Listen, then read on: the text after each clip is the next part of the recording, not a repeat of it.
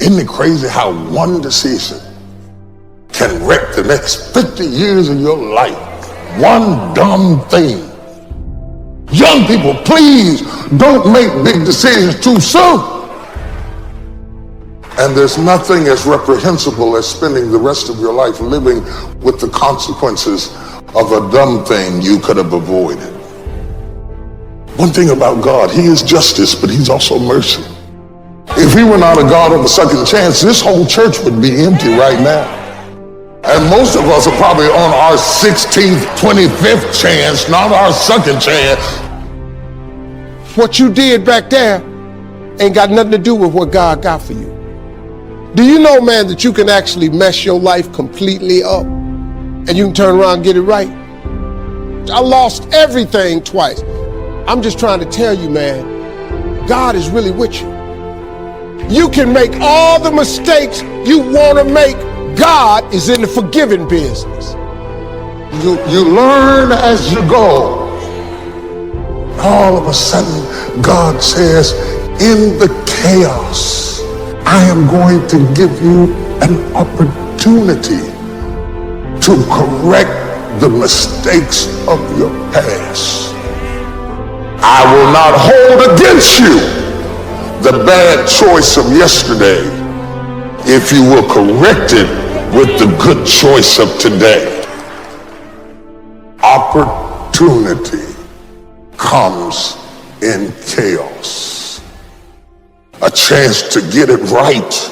A chance to make a U-turn. Everybody in your life will have a turn back moment.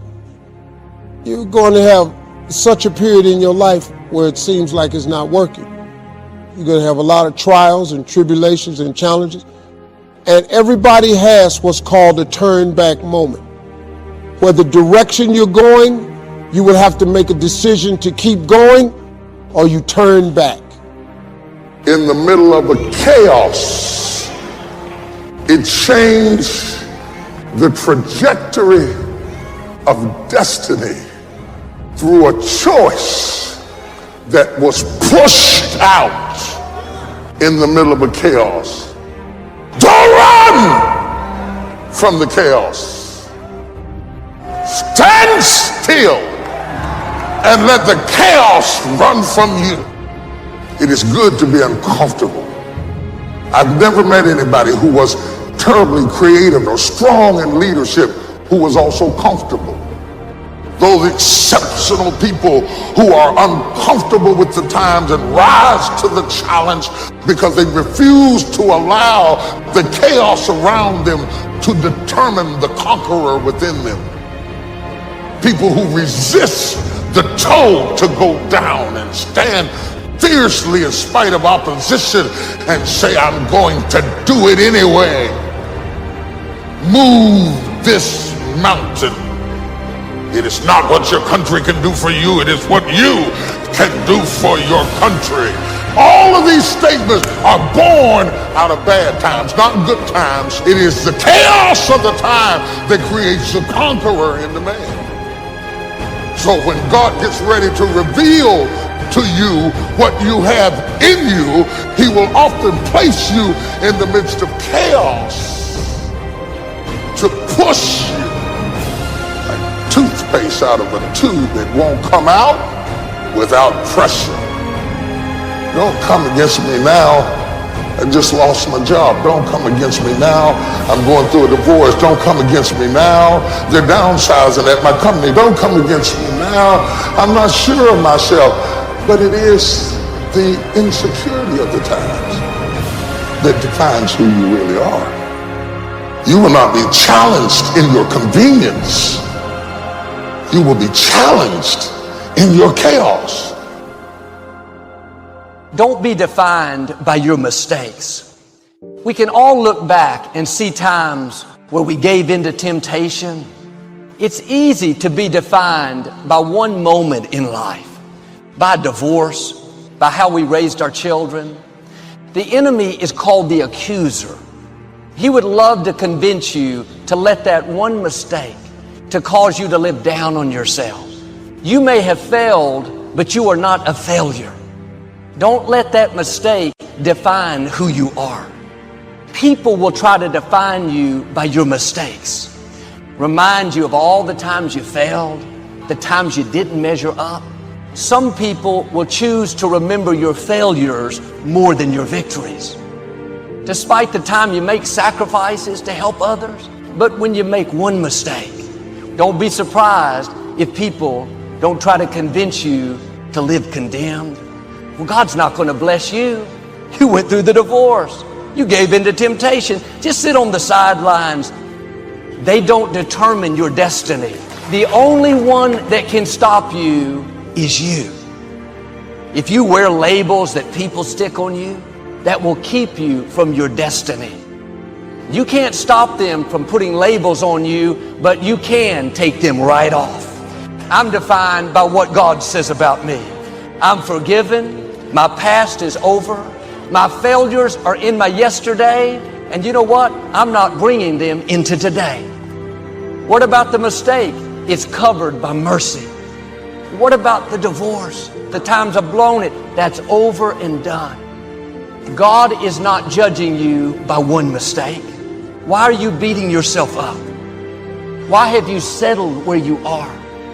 There is an incredible future awaiting you. If you'll remove the labels that are telling you everything you're not, that doesn't have to stop you.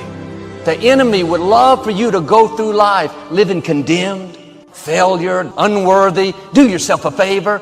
Take off those labels and put on what God says about you. Forgiven, blessed, victorious. The good news is God doesn't judge us by one mistake, or for some of us by 10,000 mistakes. You may have counted yourself out. God has already counted you in. That mistake is not who you are, it's what you did. That one bad season doesn't determine the rest of your life. Here's the key. God doesn't define us by our mistakes. He refines us by our mistakes.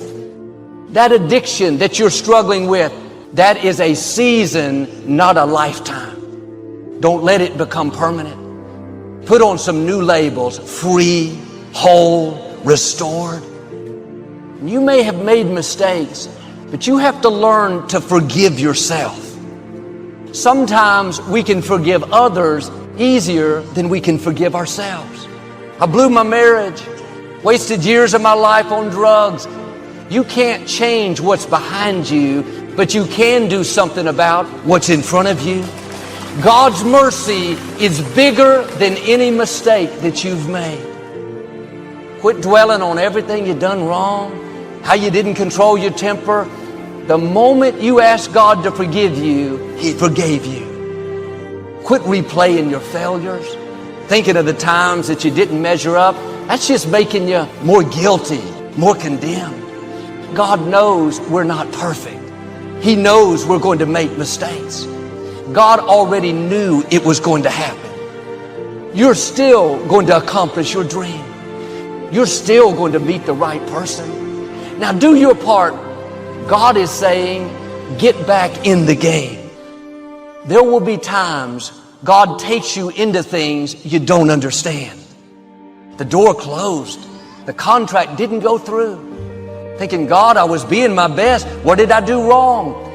Some doors are supposed to close. Some opportunities are not supposed to last. And if we let what seems like a failure define us, then we will miss what God really had in mind. You don't know what God is up to. When we go through what seems like a failure, it's easy to think, I don't have God's favor now. No, stay in faith. You're on the verge of a new level. Now, keep passing these tests. Other people may judge you by where you are. Don't pay any attention. God has the final say. They will see you promoted in a position of greater favor. Don't judge your future by where you are in the desert. Don't let what you've been through taint the rest of your life.